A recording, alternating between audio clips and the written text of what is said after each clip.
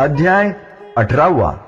स्वामीसुतांच्या गादीवर कोणाची नेमणूक करणार असा प्रश्न सेवेकरी स्वामींना सतत विचारित। आणि जेव्हा येईन आमुच्या मनासी त्या समयी मोर पाखरासी, अधिकारी नेमू गादीसी, चिंता तुम्ही न करावी, असे समर्थ सेवेकऱ्यांना उत्तर देत होते। स्वामीसुतांच्या मृत्यूनंतर कोकणातील दादा नावाच्या त्यांच्या बंधूंना घेऊन काकूबाई स्वामींकडे आल्या।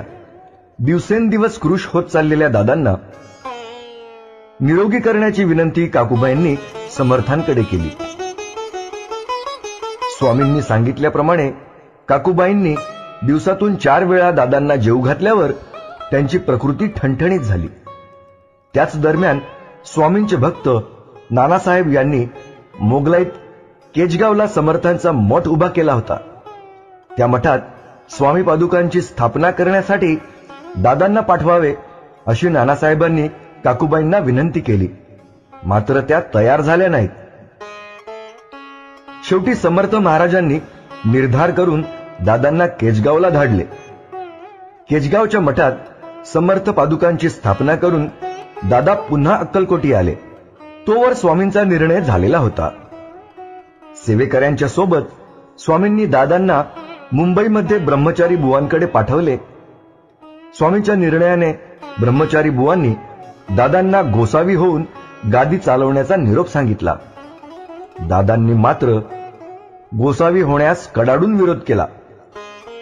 शेवटी प्रयत्न सफल होत नाही हे पाहून ब्रह्मचारी बुवांनी दादांना सेवेकऱ्यांसोबत पुन्हा अक्कलकोटला पाठवून दिले। समर्थ भुजंगाला म्हणाले, घेऊन माझ्या पादुकासी मस्तकी ठेवा दादाच्या। सेवेकऱ्यांनी तसं करताच आतापर्यंत विरोध करणाऱ्या दादांना उपरती झाली। त्यांच्या हृदयी ज्ञानसरिता प्रगटली। ते देहभान विसरून स्वस्वरूपी लीन झाले। स्वामी समर्थांच्या निर्णयानं काकूबाईंचा तिळपापड झाला। त्या स्वामींना वेडवाकडं बोलू लागल्या। तेव्हा महाराज म्हणाले, जे बरे वाटेल आम्हासी तेच करू या समयासी। स्वामी समर्थांनी दादांना कफनी झोळी देऊन दुसऱ्या दिवशी भिक्षेस पाठविले। काकूबाईंनी दादांना समजावण्याचा प्रयत्न केला, पण दादांनी आजपासून मला ऐहिक सुख तुच्छ वाटत आहे असं काकूबाईंना म्हणजे प्रत्यक्ष आपल्या आईला सांगितलं।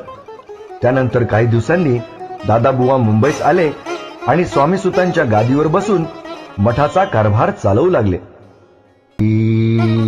स्वामी